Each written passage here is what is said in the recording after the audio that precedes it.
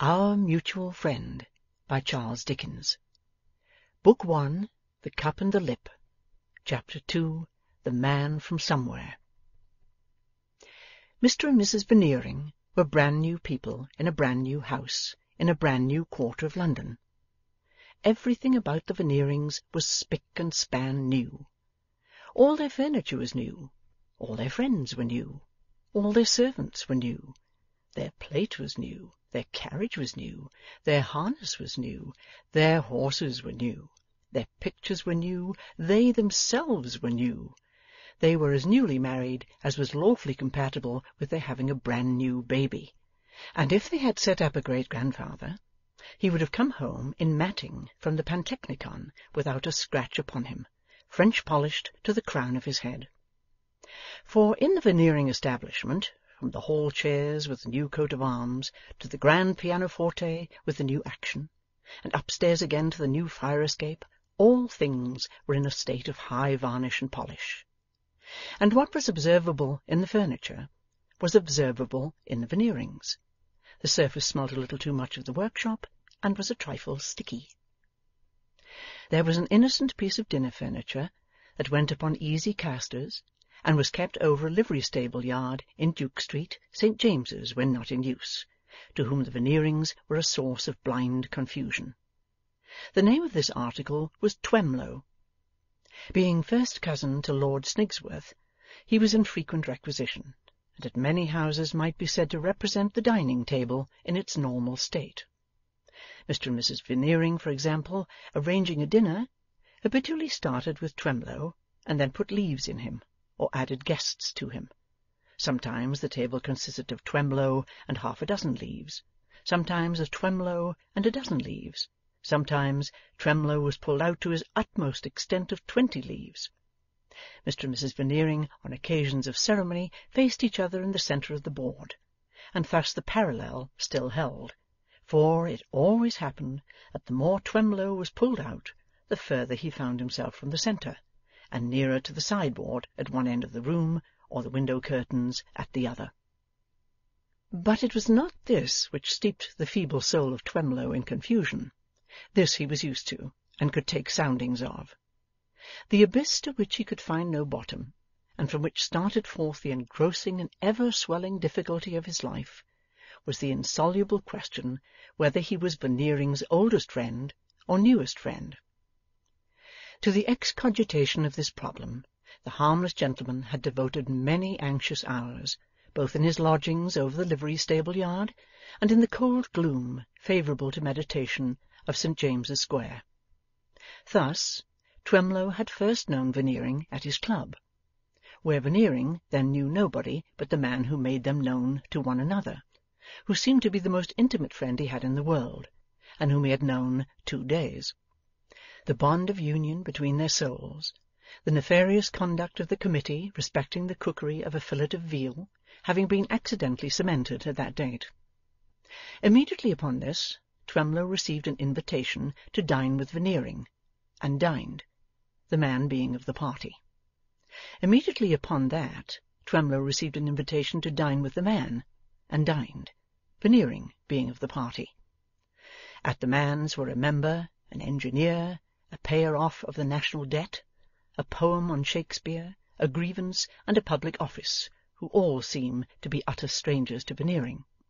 And yet immediately after that, Twemlow received an invitation to dine at Veneering's, expressly to meet the member, the engineer, the payer-off of the national debt, the poem on Shakespeare, the grievance, and the public office, and, dining, discovered that all of them were the most intimate friends Veneering had in the world, and that the wives of all of them, who were all there, were the objects of Mrs. Veneering's most devoted affection and tender confidence.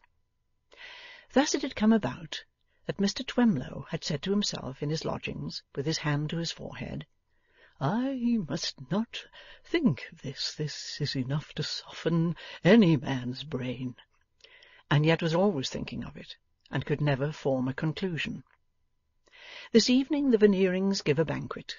11 leaves in the Twemlow, 14 in company all told.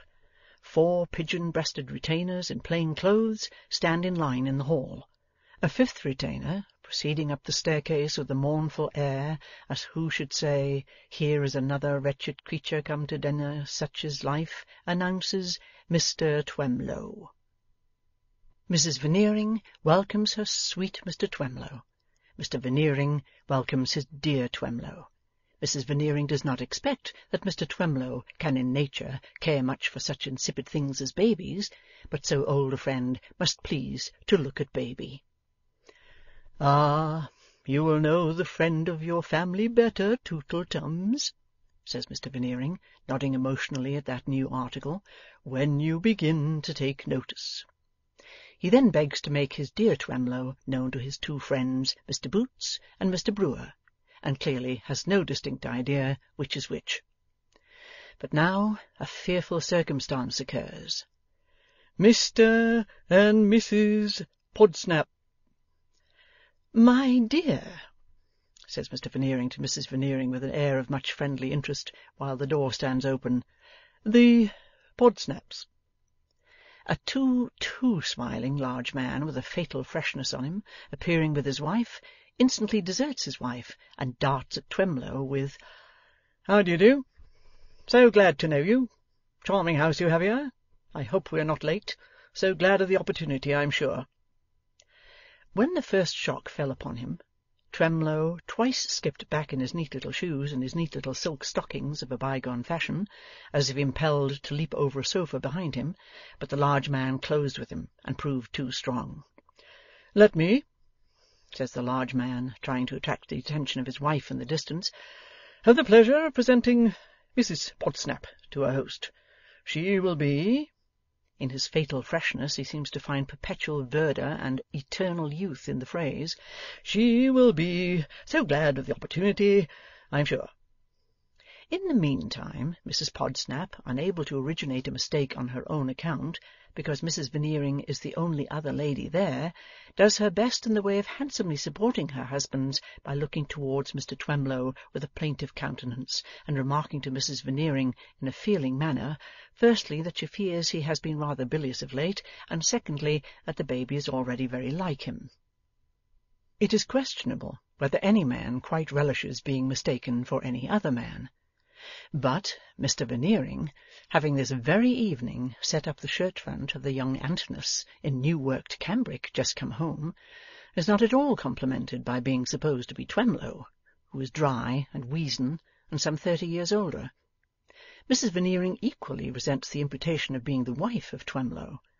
As to Twemlow, he is so sensible of being a much better bred man than Veneering, that he considers of the large man an offensive ass. In this complicated dilemma, Mr. Veneering approaches the large man with extended hand, and smilingly assures that incorrigible personage that he is delighted to see him, who in his fatal freshness instantly replies, "Thank you. I am ashamed to say that I cannot at this moment recall where we met, but I am so glad of this opportunity, I am sure." Then, pouncing upon Twemlow, who holds back with all his feeble might, he is hailing him off to present him as Veneering to Mrs. Podsnap, when the arrival of more guests unravels the mistake. Whereupon, having reshaken hands with Veneering as Veneering, he reshakes hands with Twemlow as Twemlow, and winds it all up to his perfect satisfaction by saying to the last named, "Ridiculous opportunity, but so glad of it, I am sure." Now, Twemlow having undergone this terrific experience, having likewise noted the fusion of Boots in Brewer and Brewer in Boots, and having further observed that of the remaining 7 guests 4 discreet characters enter with wandering eyes and wholly declined to commit themselves as to which is Veneering until Veneering has them in his grasp, Twemlow, having profited by these studies, finds his brain wholesomely hardening as he approaches the conclusion that he really is Veneering's oldest friend, when his brain softens again and all is lost, through his eyes encountering Veneering and the large man linked together as twin brothers in the back drawing-room near the conservatory door, and through his ears informing him in the tones of Mrs. Veneering that the same large man is to be baby's godfather.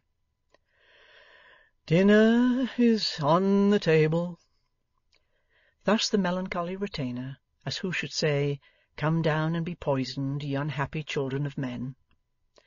Twemlow, having no lady assigned him, goes down in the rear, with his hand to his forehead, Boots and Brewer, thinking him indisposed, whisper, "Man faint. Had no lunch." But he is only stunned by the unvanquishable difficulty of his existence. Revived by soup, Twemlow discourses mildly of the Court Circular with Boots and Brewer, is appealed to at the fish stage of the banquet by Veneering on the disputed question whether his cousin Lord Snigsworth is in or out of town, gives it that his cousin is out of town. "At Snigsworthy Park?" Veneering inquires. "At Snigsworthy," Twemlow rejoins. Boots and Brewer regard this as a man to be cultivated, and Veneering is clear that he is a remunerative article. Meantime the retainer goes round like a gloomy analytical chemist, always seeming to say after, "Chablis, sir? You wouldn't if you knew what it's made of." The great looking-glass above the sideboard reflects the table and the company, reflects the new Veneering crest, in gold and eke in silver, frosted and also thawed, a camel of all work.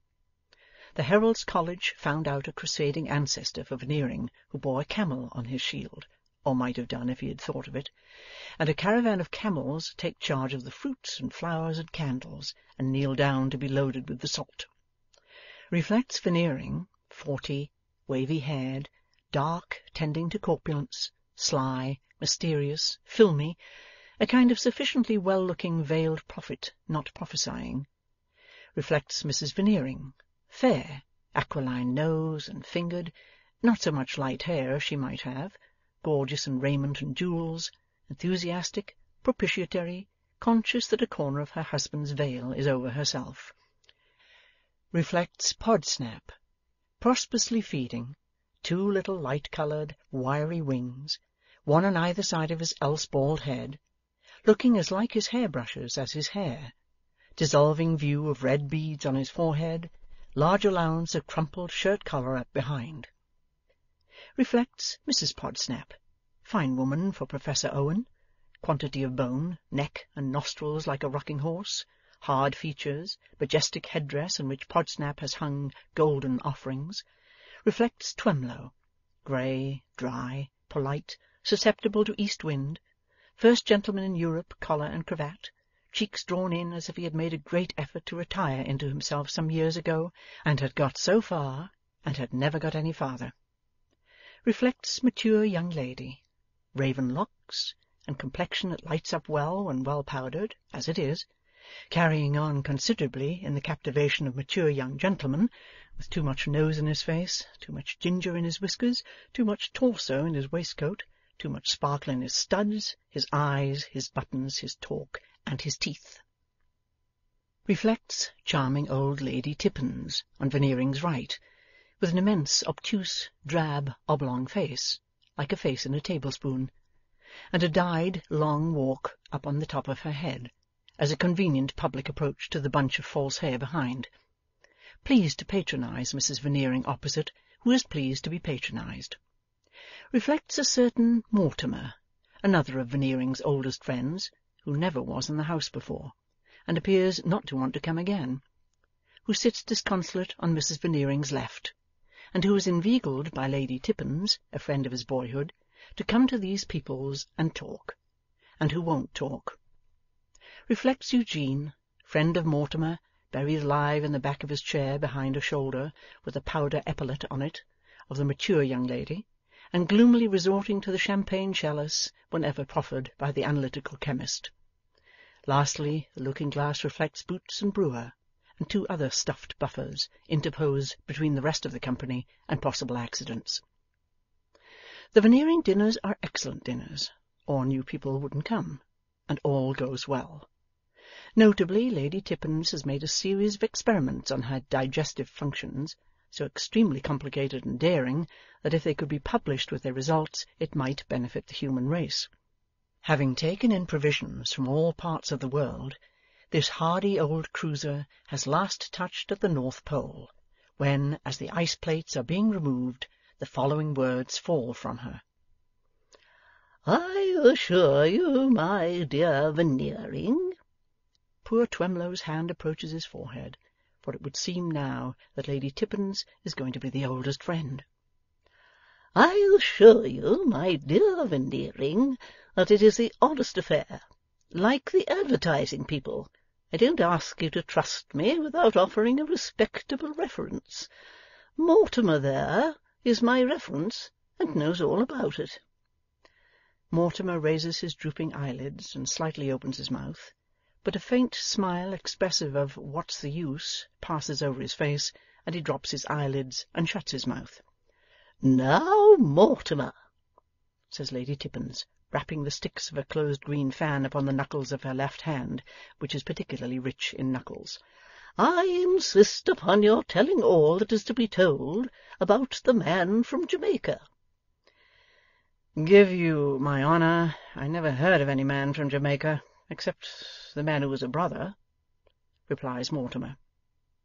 "Tobago, then?" "Nor yet from Tobago." "Except—" Eugene strikes in so unexpectedly, the mature young lady, who has forgotten all about him, with a start takes the epaulet out of his way.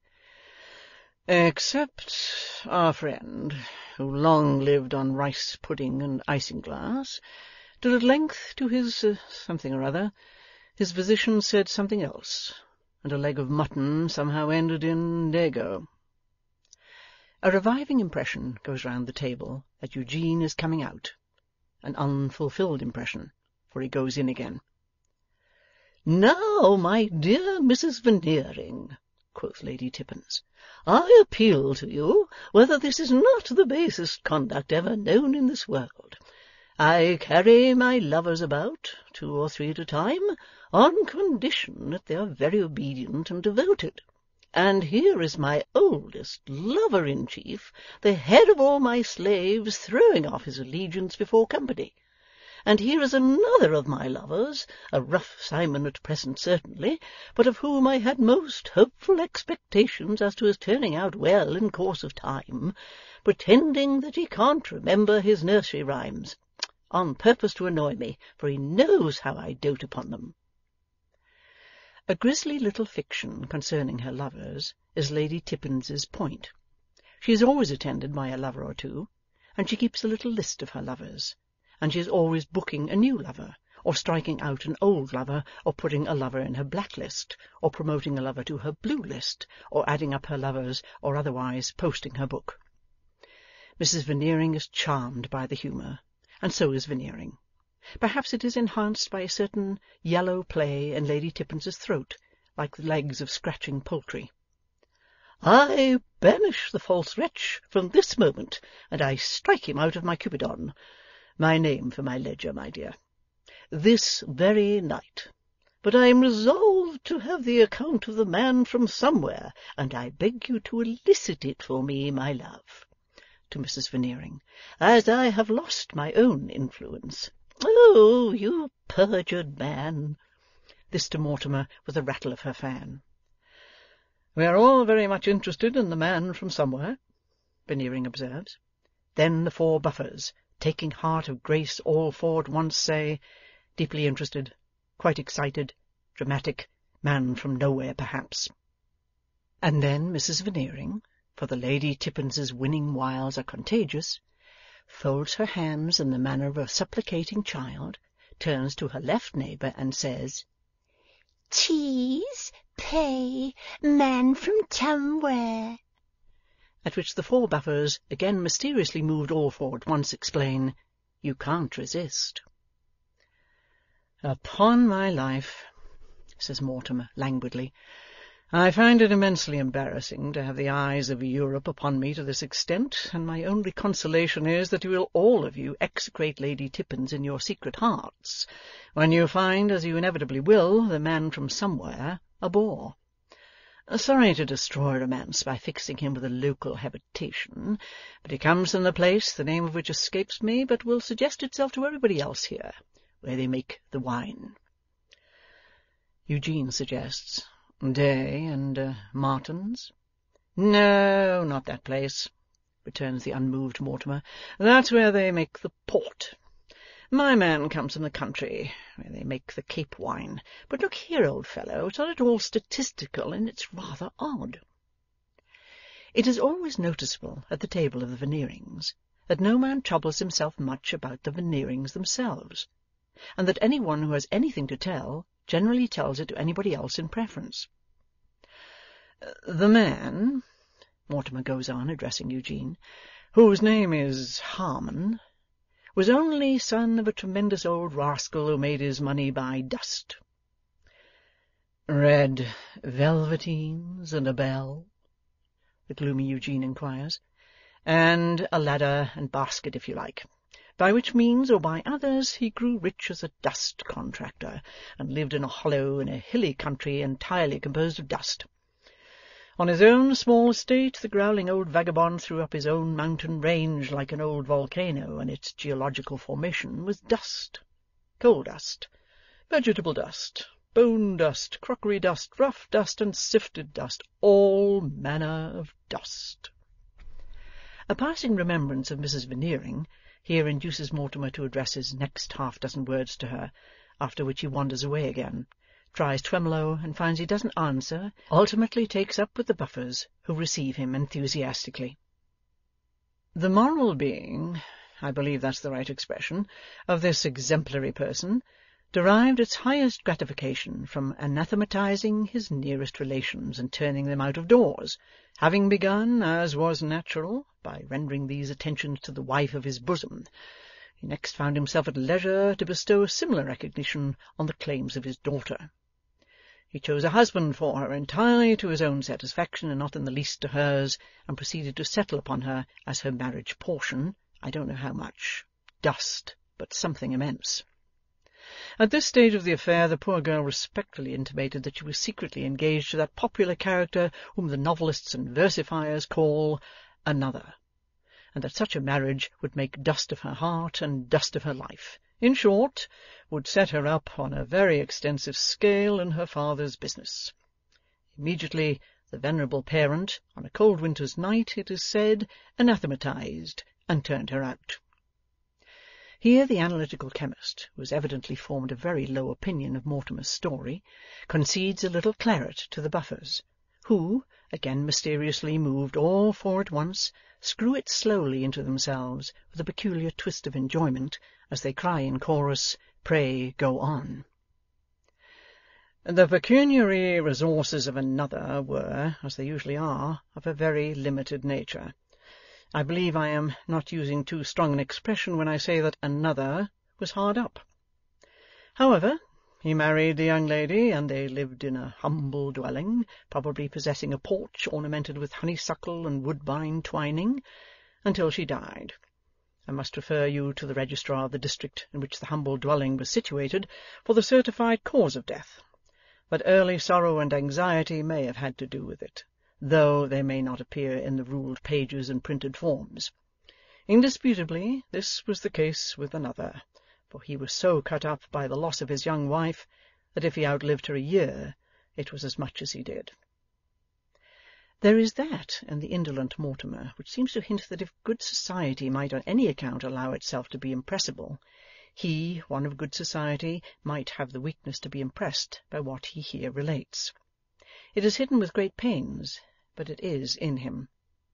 The gloomy Eugene, too, is not without some kindred touch, for when that appalling Lady Tippins declares that if another had survived he should have gone down at the head of her list of lovers, and also when the mature young lady shrugs her epaulets and laughs at some private and confidential comment from the mature young gentleman, his gloom deepens to that degree that he trifles quite ferociously with his dessert-knife. Mortimer proceeds. We must now return, as novelists say, and as we all wish they wouldn't, to the man from somewhere.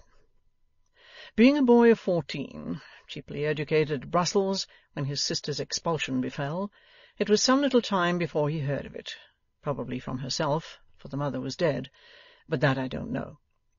Instantly he absconded, and came over here. He must have been a boy of spirit and resource to get here on a stopped allowance of 5 sous a week, but he did it somehow, and he burst in on his father and pleaded his sister's cause. Venerable parent promptly resorts to anathematization and turns him out. Shocked and terrified boy takes flight, seeks his fortune, gets aboard ship, ultimately turns up on dry land among the Cape wine, small proprietor, farmer, grower, whatever you like to call it. At this juncture, shuffling is heard in the hall, and tapping is heard at the dining-room door. Analytical chemist goes to the door, confers angrily with unseen tapper, appears to become mollified by descrying reason in the tapping, and goes out. So he was discovered, only the other day, after having been expatriated about 14 years. A buffer, suddenly astounding the other three by detaching himself and asserting individuality, inquires, "How discovered, and why?" "Ah, to be sure. Thank you for reminding me. Venerable parent dies." Same buffer, emboldened by success, says, "When?" "The other day, 10 or 12 months ago." Same buffer inquires with smartness, "What of?" But herein perishes a melancholy example, being regarded by the three other buffers with a stony stare, and attracting no further attention from any mortal.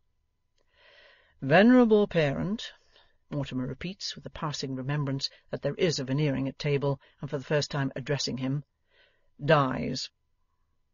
The gratified Veneering repeats gravely, "dies," and folds his arms, and composes his brow to hear it out in a judicial manner, when he finds himself again deserted in the bleak world.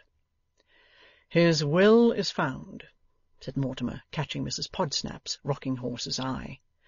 "It is dated very soon after the sun's flight.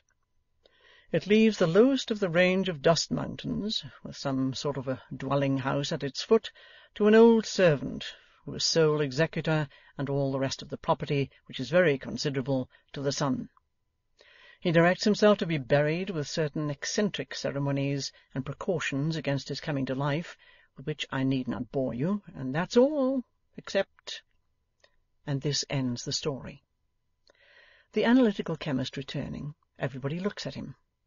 Not because anybody wants to see him, but because of that subtle influence in nature which impels humanity to embrace the slightest opportunity of looking at anything rather than the person who addresses it.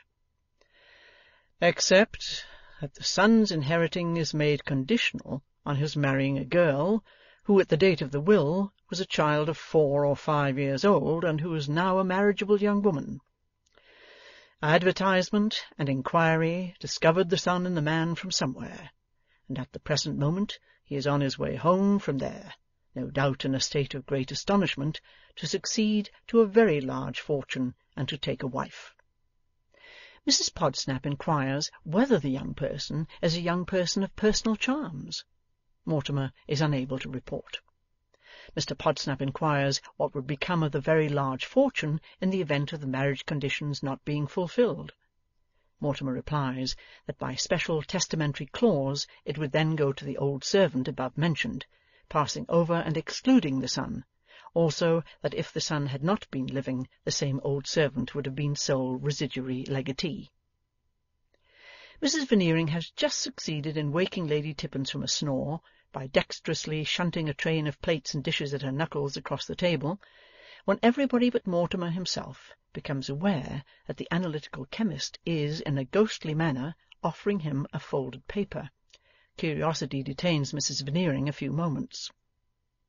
Mortimer, in spite of all the arts of the chemist, placidly refreshes himself with a glass of Madeira, and remains unconscious of the document which engrosses the general attention, until Lady Tippins, who has a habit of waking totally insensible, having remembered where she is, and recovered a perception of surrounding objects, says, "Falser man than Don Juan, why don't you take the note from the commendatore?"